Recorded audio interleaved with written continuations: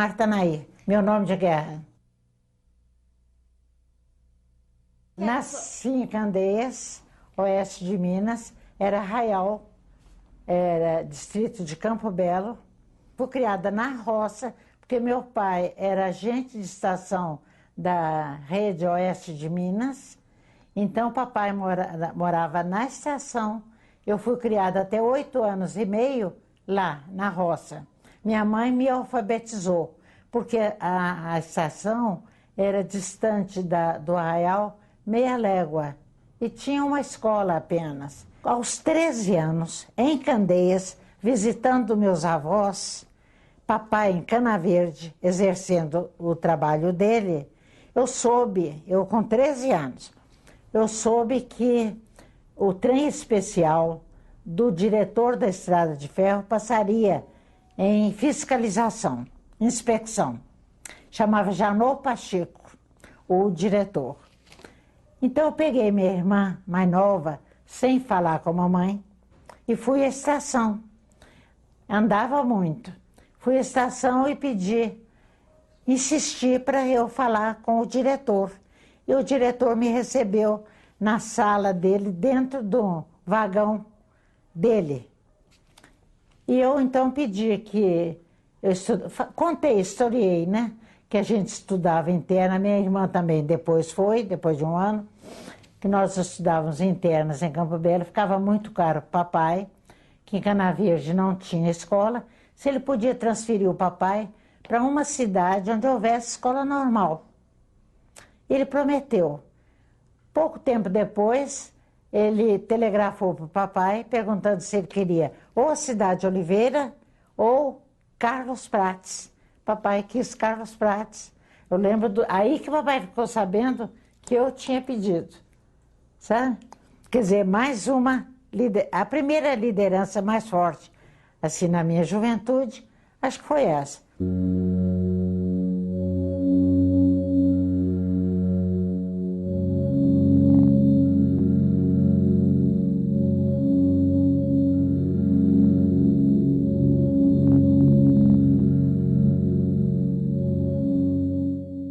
Eu tinha o final de matemática em Campo Belo, com nota muito boa, acho que 10. Na transferência para cá, coincidiu com uma reforma de ensino. Então, a matemática, o final da matemática, passou a ser no 2º ano. Transferidas éramos 3 alunas, eu e mais 2. E chega fim do ano, bom, durante as aulas, a irmã passava um problema, eu era a primeira a levantar a mão. E ela me chamava ao quadro, quando eu começava o raciocínio, ela mandava sentar. Tirava 3, 4, ela não aceitava, porque a matemática tem diversos caminhos. Ela não aceitava o meu caminho de raciocínio. Chega no fim do ano, nós 3 íamos perder ano ou fazer segunda época, porque não tínhamos média. Acontecia a mesma coisa com as 2. Eu fui sozinha ao secretário de Educação, que era Noraldino Lima, que depois foi até nosso paraninfo. Foi a ele que contei isso. Ele falou assim, não, desde que chega um resultado certo, o professor é obrigado a aceitar o raciocínio. E me deu um ofício por escrito para a irmã superiora. Eu fui e entreguei a irmã superiora, nos isentando do exame de matemática. De modo que nós ficamos com as nossas notas, uma de Diamantina, outra de Conselheiro Lafayette e eu de Campo Belo. Eu me formei em 33, no primeiro dia de aula, depois da formatura, o Guerino Casasanta me ofereceu uma substituição. E eu ia entrar para o Instituto Educação, porque tinha um curso de aplicação, que até minha irmã fez, mas ele não deixou. Eu brigava demais com ele contra uma escola de Decroly. Ele visitava o colégio e eu brigava, não aceitava o processo, que eu nem me lembro qual. Eu sei que eu não aceitava, ele queria... E no final a gente tinha que defender uma monografia, ele procurou entre todas a minha, para ver a minha posição. Então, ele percebeu certamente, eu soube, que eu era uma menina que lutava com dificuldades. Então, ele me deu essa substituição e daí para frente eu não deixei mais o magistério. Fui concursada, o último concurso que houve no Estado, na época do Benedito Valadares, 9 anos nós ficamos como estagiárias, sem nomeação, depois do concurso. Estado novo, então aquele medo. Ele ia dar uma entrevista coletiva aos políticos no grande hotel, na Rua da Bahia, onde eles se hospedavam. Aí eu telefonei para uma porção de colegas para nós irmos a ele, Estado Novo, para nós irmos a ele, pedir uma interferência dele junto ao Benedito para soltar as nomeações. A gente ganhava pouquinho, mas rendia mais do que hoje. Ninguém quis. Aí eu chamei minha tia na Floresta, eu morava aqui no Calafate, chamei minha tia para ir. Ela não entendeu bem e veio. Ela não entendeu bem, senão ela não viria. E fomos nós duas. Quando eu falei o que era, no caminho, ela falou, ela refugou. Ah, Naira, agora não, é perigoso. Falei, não, tia, eu vou falar só sobre as professoras. Então ela foi comigo, mas ela lá, encontramos aquele salão imenso com os políticos e uma grande poetisa declamadora, Edelvaz Barcelos, única mulher. Então ele atendeu a essa mulher, depois, a essa moça, e depois nos atendeu a minha titia, só de mulheres. A titia, amedrontada, pediu uma bolsa de estudos para o filho dela, que ia para o seminário, que é hoje um grande padre, um santinho, em Concórdia, Padre Candinho. E eu expus a situação a ele. Ele prometeu. De fato, logo, logo saíram as nossas nomeações e um telegrama, carta dele para mim, prometendo que o Benedito tinha prometido.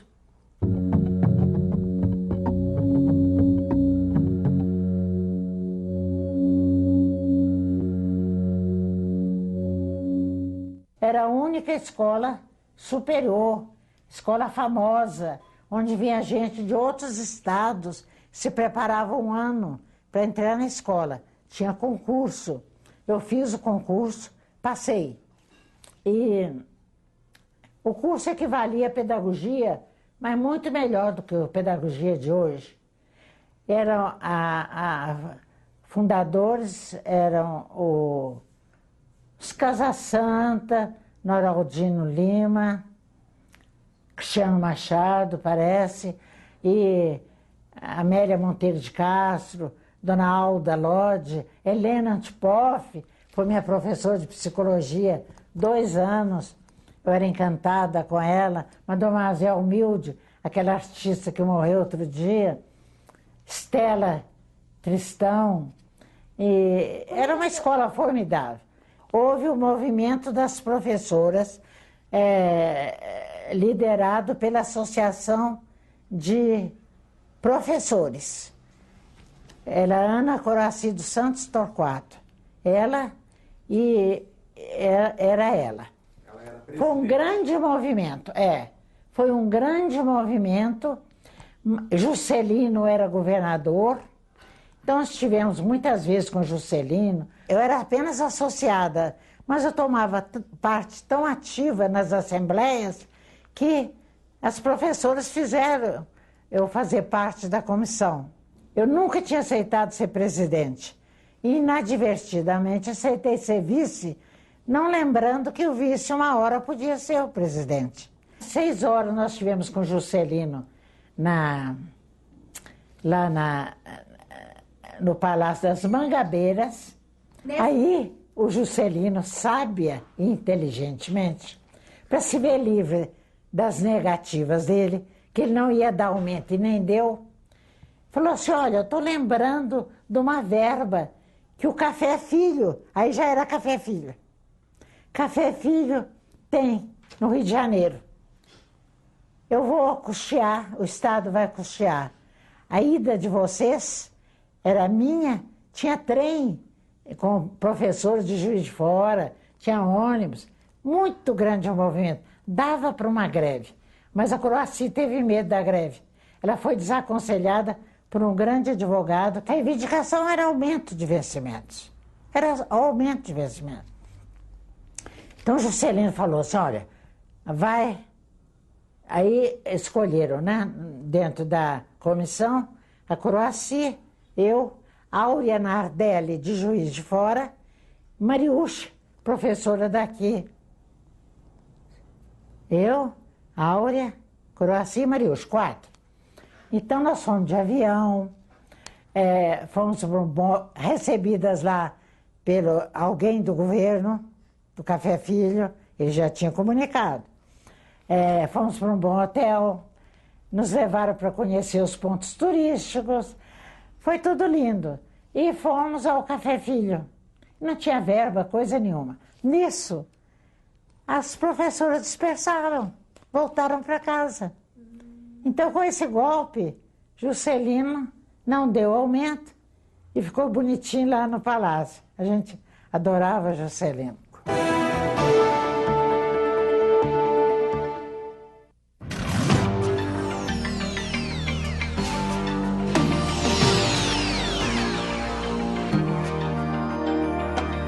Eu fiquei conhecida das professoras como líder. Mas eu nunca aceitava, né, como eu contei, ser presidente, mas aceitei ser presidente na presidência de Mariana Jofrina Mourão de Miranda.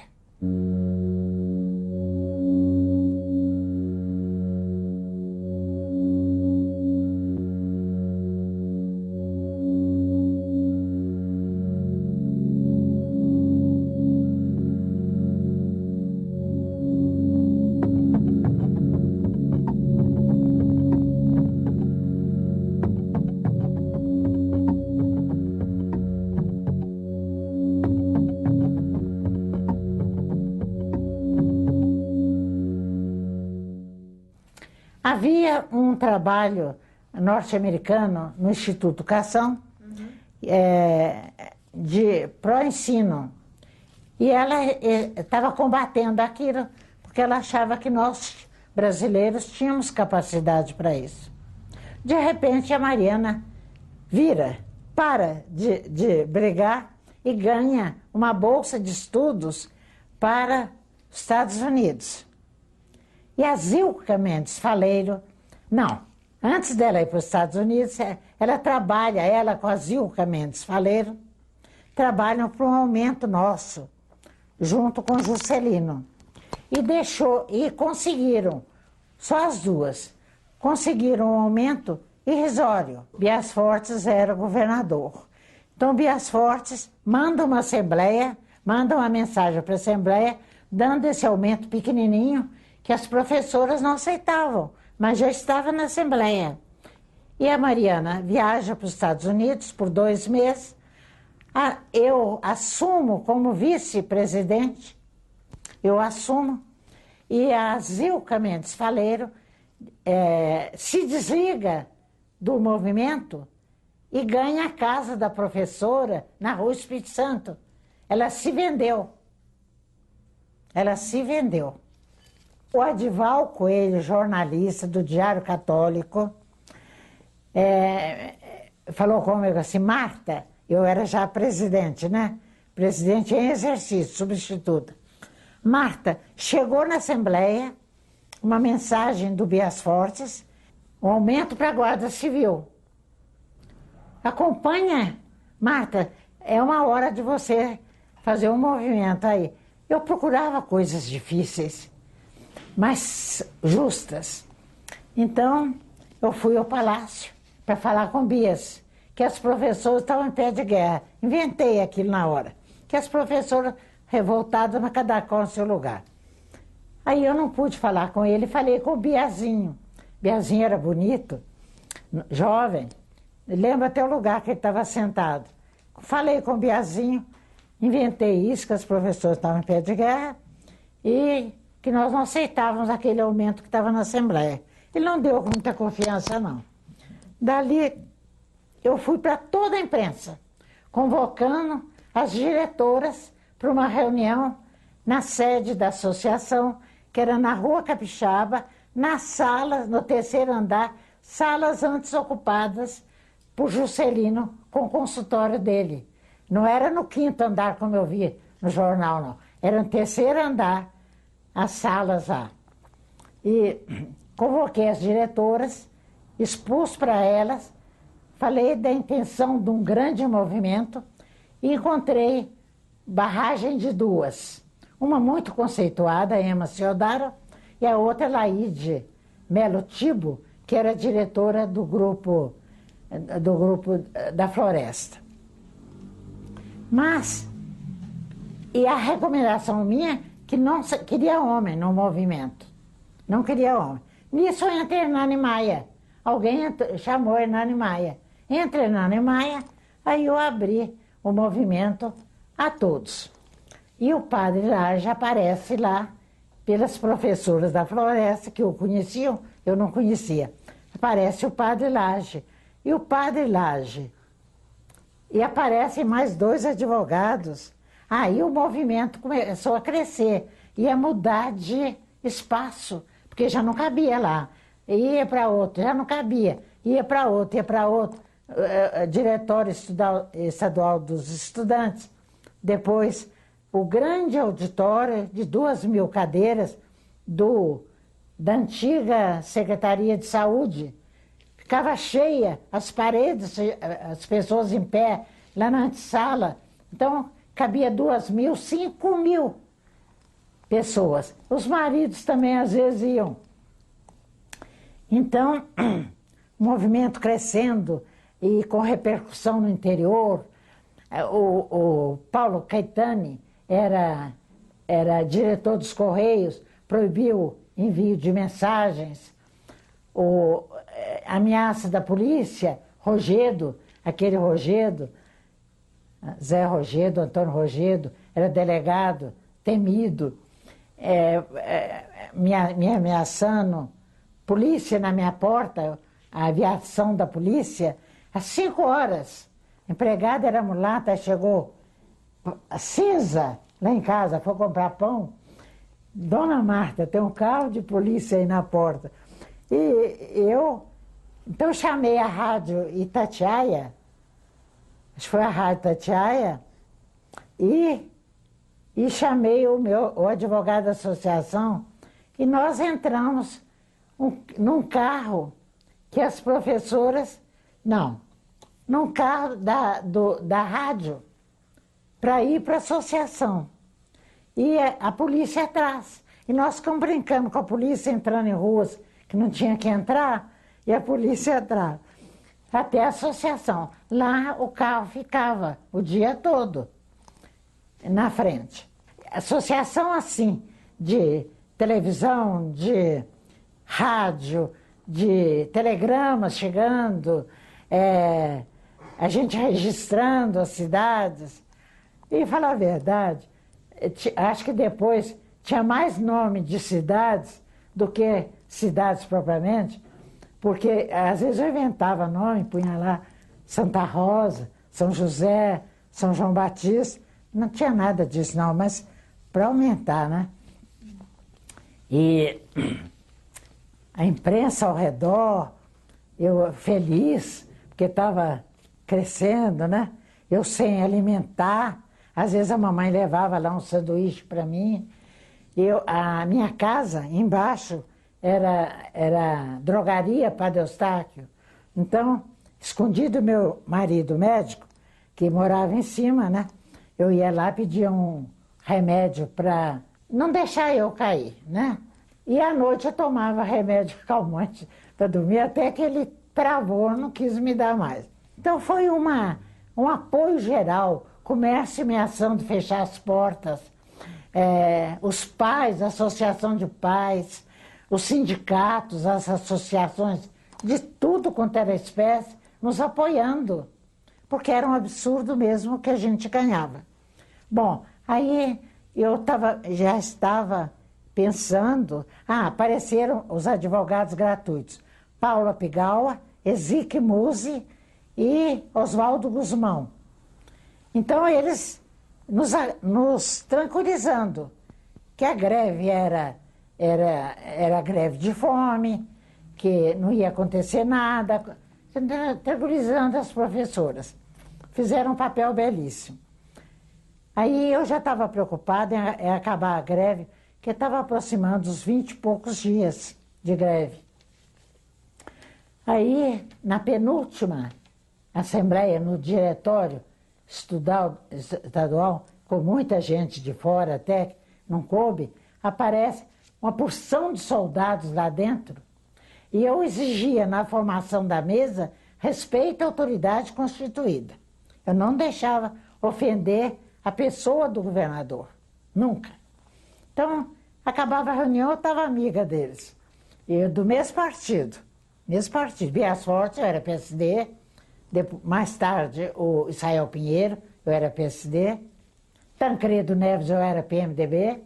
Entende? Não importava, não.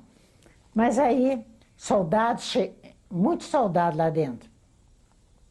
E eu estava na tribuna falando, quando chega um emissário nos chamando lá fora, a mim e o padre Lage. E nós fomos, era Dom Serafim. Aí ele lá de mãos postas, cabeça torta, que ele faz assim, né? Entorta a cabeça, pode pôr. Pediu, pelo amor de Deus, para a gente encerrar a greve naquele dia. Falei, olha, Dom Serafim, a gente não encerra uma greve desse jeito, não.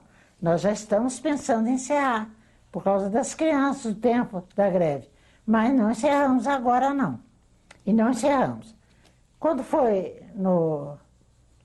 Aí nós transferimos o nosso movimento para a Assembleia Legislativa. O governador prometeu mandar a mensagem, mandou, a gente pedia 10 mil, a gente ganhava 2.500. Pedimos 10 mil de aumento, mas 10 mil para negociar um pouco, né? Eu sabia que 10 mil não ia dar.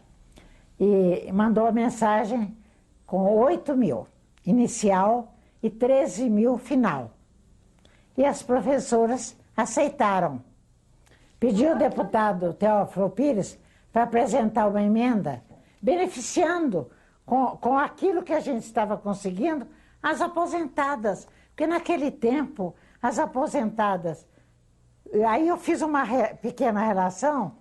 Dona Júlia Kubitschek de Oliveira. O Francelino já era presidente. Dona Júlia Kubitschek de Oliveira, mãe do presidente Juscelino Kubitschek. Dona Maria Magalhães Pinto, mãe do governador Magalhães Pinto. Dona Josefina Azeredo, avó do deputado Renato Azeredo. Porque o Renato nos ajudou nessa greve.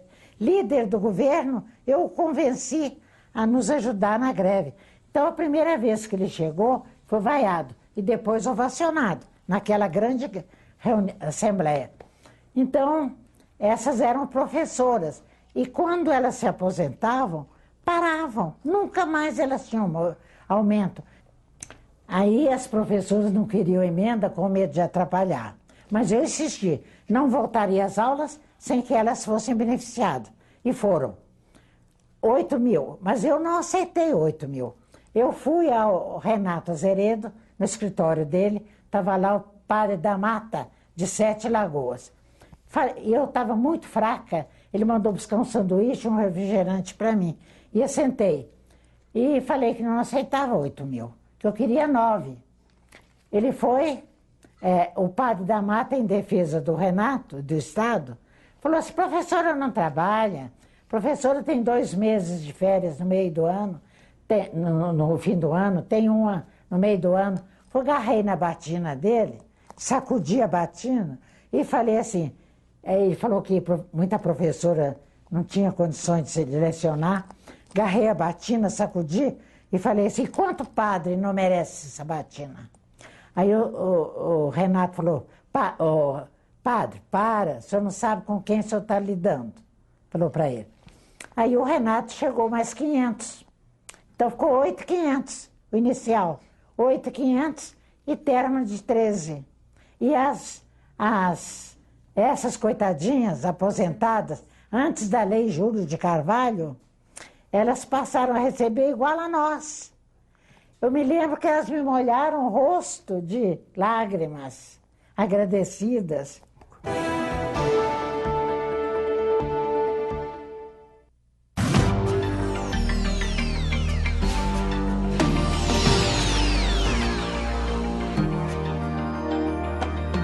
E volta a presidente efetiva, assume e quer prorrogar o mandato dela. 1000 assinaturas de professora, consulta advogado, acha que é ilegal e então lança a minha candidatura. E o Magalhães Pinto, que era candidato junto do Tancredo e do Ribeiro Pena, o Magalhães protege a candidata de oposição, que era Maria Carabete, uma grande professora. Mas eu também, as professoras queriam a mim. O Magalhães já era governador.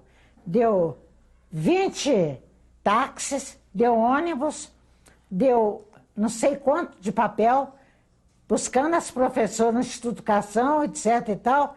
Elas, quando entravam, gritavam: Marta Nair, Marta Nair. Fui eleita quase por unanimidade, 7 mesas, 7 urnas. A gente via no chão só o nome dela. Bom, aí mais força, né? Então, sou eleita deputada com um mês pelo PDC, eu era PSD, mas as professoras escolheram o PDC, que era um partido menor, e um partido de muito bom nome.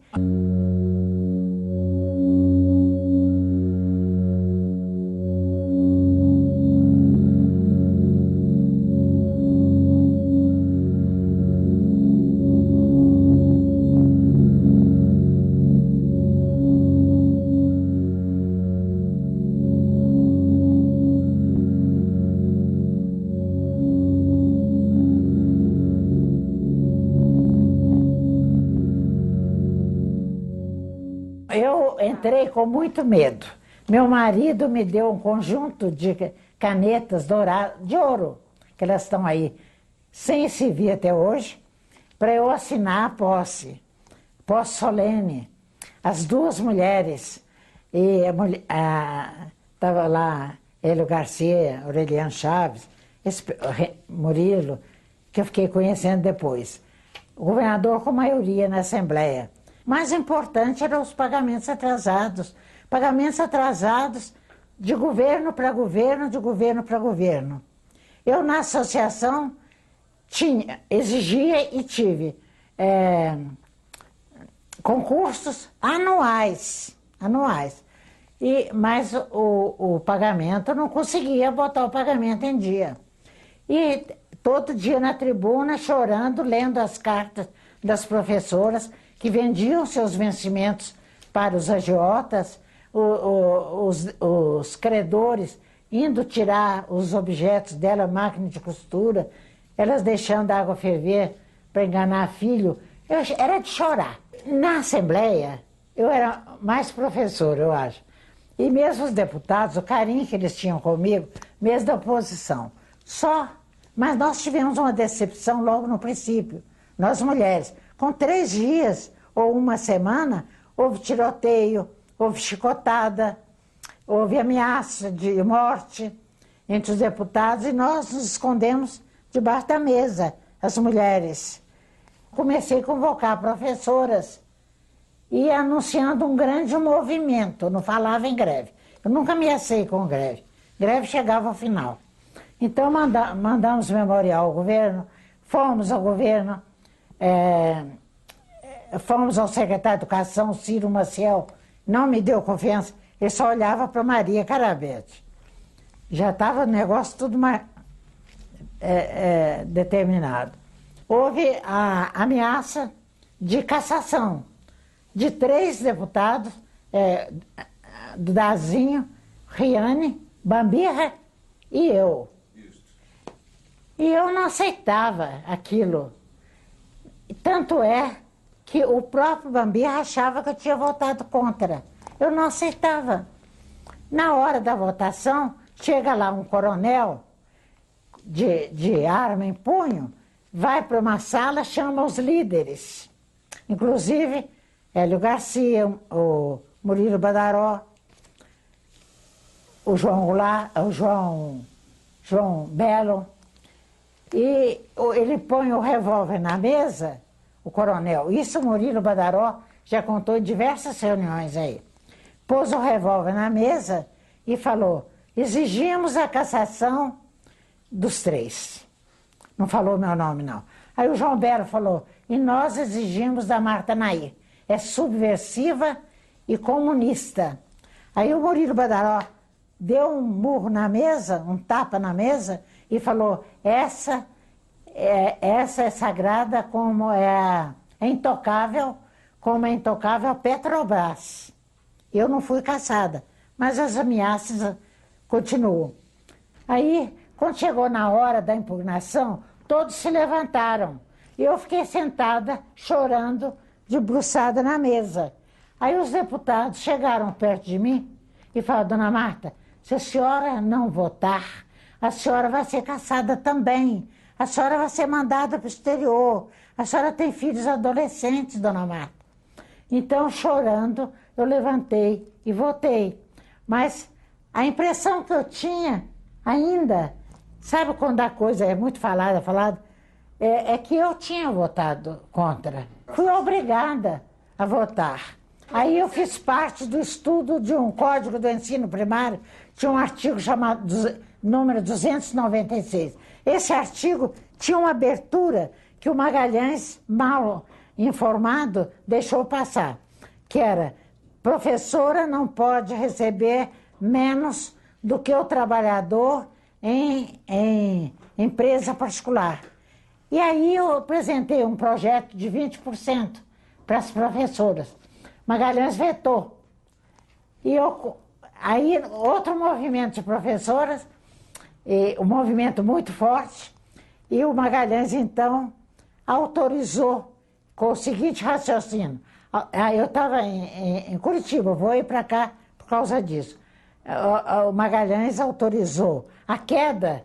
Nós fomos de deputado em deputado, deputado em deputado, pedindo. Eu, mais uma presidente da Associação de Pensionistas, e os homens, uns 4 homens. Fomos de casa em casa de deputado pedindo para derrubar o veto. Quando chegamos na casa de Euclides Sintra, 2 horas da madrugada, chovendo.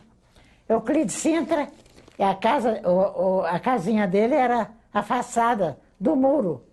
Então ele apareceu de chambre e falando que não podia ir abrir porque estava quente da cama. Aí os funcionários pularam o muro e eu e ela pulamos também. O veto caiu por causa desse deputado do binômio, Euro Arantes. Euro Arantes afastou-se e nós ganhamos por um voto. Então, ganhamos os 70% que a gente... Não, 70% todo mundo estava reivindicando. Aí o Magalhães que fez? Mandou os 70% do pessoal todo e 50% para nós, descontando os meus 20%.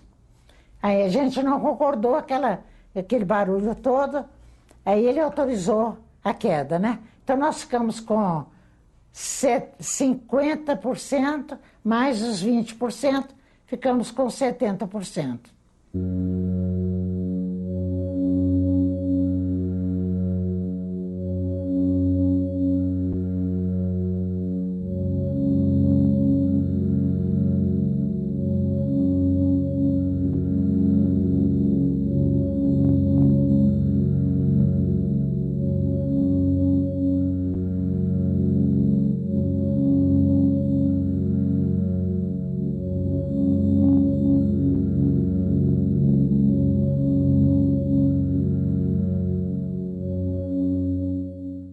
O movimento pelo atrasado. Nada. Israel, nenhuma palavra. Aí eu anunciei uma vigília em frente ao palácio, ininterrupta, por rodízio. Aí o secretário Joaquim Gonçalves da Segurança me chamou e falou assim: dona Marta, o governo revolucionário proíbe isso caracteriza a reunião em praça pública. A senhora não pode fazer isso. Se fizer, vai ser presa. Então, eu anuncio uma espécie de procissão, uma passeata, em que tomariam parte padres, professoras e crianças como escudo. Ele me chama outra vez e fala, isso caracteriza a passeata. Eu falava, não, é procissão, passeata, não pode. Isso é coisa pública, não pode, a revolução não aceita. E lá embaixo, assim, de televisão, jornalista, e agora, dona Marta? Eu falei assim, agora, operação surpresa. Mas eu mesmo não sabia o que era. Mas aí eu pensei, lembrei de uma coisa. Nem para as professoras, nem para a diretoria eu contei. No dia que eu cismei, eu pedi 60 aposentadas que me acompanhassem. E fomos até a Secretaria de Educação. No primeiro degrau, eu assentei. Elas foram assentando também. Deixamos um caminhozinho para as funcionárias e para os políticos. Aquilo foi um escândalo. E muito em silêncio, fazendo planos de aula, lendo, conversando baixinho, etc. Alckmin, secretário de Educação. Alckmin falando que não havia pagamento atrasado na televisão. E 3 diretoras traidoras também na televisão, para falar que não tinha. Aqui as contratadas substitutas, 7 meses de atraso. A gente está lá, sentada, chegava com os funcionários, saía com os funcionários, 6 horas. Aí os funcionários passando com aquelas pastas e fazendo assim com o dedo polegar, que a coisa estava andando. Alckmin passava para a gente, nem cumprimentava. Bom, aí acaba tudo, 15 dias lá. Passamos para a Secretaria da Fazenda, Ovidio Abreu, secretário. Aí fizemos a mesma coisa, toda a escadaria ocupada. Mas o Ovidio Abreu nos recebeu elegantemente. Oferecia refrigerante, biscoitinhos finos, a gente até engordou lá. Bom, aí eu ameaço Israel, vou a Israel. Toda vez que Israel, ele me atendia de olhos baixos. Eu falei uma vez com ele, por que o senhor só me atende de olhos baixos? Olhar-te, amar-te. Aí ele me olhou. Essa greve de 68 foi perigosa e sou chamada ao DOPS. Fico lá 4 horas e meia depondo, não levei advogado, só 2 colegas, a imprensa também presente, e eu falava assim, se me apertar eu conto mais. Mas eu não tinha mais, acho que eu não tinha mais nada para contar. Mas acho que isso funcionou, porque eu fui muito bem tratada lá. Funcionou porque logo, logo o dinheiro veio chegando para as cidades, porque eu tinha entrei no entendimento com o governo dele pagar dali para frente, com aval da Assembleia, 1 mês vencido e mais 1 atrasado. 1 mês vencido, mais 2 atrasados. Assim, para botar o pagamento em dia.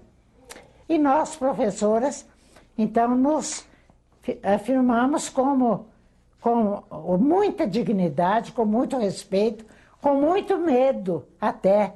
O governo tinha medo. Magalhães tinha medo de mim, porque eu não me acomodava. Era justo, tinha que dar. Era justo, tinha que dar. Professora se engrandeceu, fomos fortes por muito tempo. Como deputada, tive uma briga com o comandante-geral da polícia, porque eu comparei com tabelas que a professora ganhava como sargento com aquela emenda do governo, véspera de Revolução, 22 dias depois houve a Revolução, ela passou a ganhar menos que o soldado. Então está na mesma situação de hoje. Soldado ganha 1.000 ou mais, e a professora ganha 400 ou menos. Acho que eu fui pioneira, viu? Eu era contra o feminismo, eu acho que eu fui uma feminista, sem saber que estava sendo. Eu fui pioneira em muita coisa. Nunca ouvi dizer que houvesse uma greve em em plena Revolução. A primeira greve de mulheres do Brasil, eu sei que foi minha. Nunca prometi nada em campanha nenhuma, só ser eu. A confiança em mim é muito grande. As professoras me conhecem. E muitas jovens que não me conhecem nem de vista, me admiram por ouvir a mãe ou a avó contar.